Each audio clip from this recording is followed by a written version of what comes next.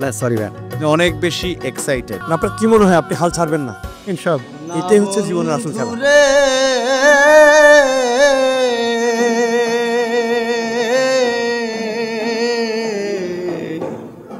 আমি তোমার নাম লইয়া কান্দি, তোমার বাড়ি আমার বাড়ি, মধ্যে সরু নদী, হাইরে মধ্যে সরু নদী, সেই নদীরে মনে হইল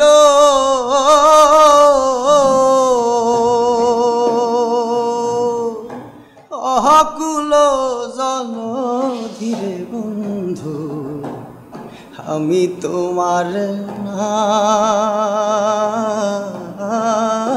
লইয়া কান্দি। প্রিন্স, আমার তো ভালোই লাগলো ভাই। এই দরদ দিয়ে সুরের অনেক জায়গাটা আপনার মতো নিজস্বতা আছে, আমার ভালো লেগেছে। আপনাকে হারাতে চাই না, থাকুক, ইয়েস থাকুক। আসেন।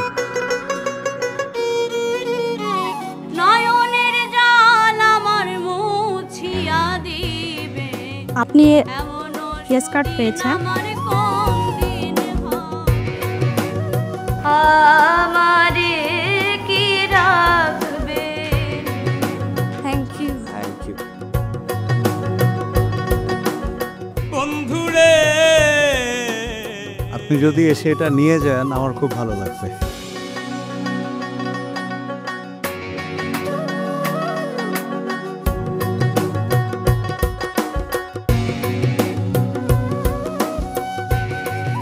ধন্যবাদ আপনাকে। তুই খালি মোর জাতি কুল, ছেড়ে দে ছেড়ে দে ছেড়ে বাঁধি চুল। নেক্সট বার জন্য আবার ট্রাই করেন। কাউ না সরি ম্যাম, অনেক বেশি এক্সাইটেড। ওগো দেখা দিয়ে ভাবে। আরো কি গান শোনার দরকার আছে? আর গান শোনার দরকার নেই। ঠিক আছে। নিষেধ করি ওরে হাওয়া। এই সিজন দিয়ে 4 বার অডিশন দিছি এই ম্যাজিক পাউলিয়ান। আচ্ছা, তার ভিতর 2 বার সিলেকশন নেওয়ার থেকে বাদ পড়ে গেছি। আপনার কি মনে হয় আপনি হাল ছাড়বেন না? ইনশাআল্লাহ, এটাই হচ্ছে জীবনের আসল খেলা।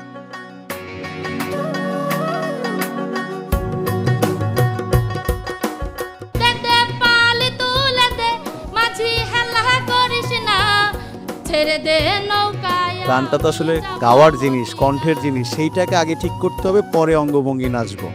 মিলন হবে কত দিনে, মিলন হবে কত দিনে, এই কথাটা খুব সুন্দরভাবে বলতে হবে। আমরা যেটা আসলে খুঁজতেছি সেটা হচ্ছে আপনার গলার মধ্যে যেন সেই ম্যাজিকটা থাকে। আপনার গলায় সেই ম্যাজিক আমরা আসলে খুঁজে পাচ্ছি না। আমি বুঝতে পারছি আপনার কষ্ট হচ্ছে। ছোট করে একটু জানতে চাই ভিতরের বিচারকরা কি বললেন। বিচারকরা বললো যে ঠিক আছে, তুমি এবারটা পয়লা এসে করলে ফের আরেকবার তুমি চেষ্টা করবা।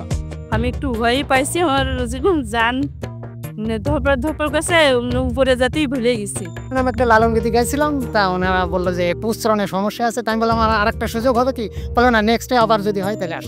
অনেক ভালো লাগছে, আশা ছিল, স্বপ্ন ছিল, তো প্রথম পর্যায়ে আছি, দেখা যাক কি হয়।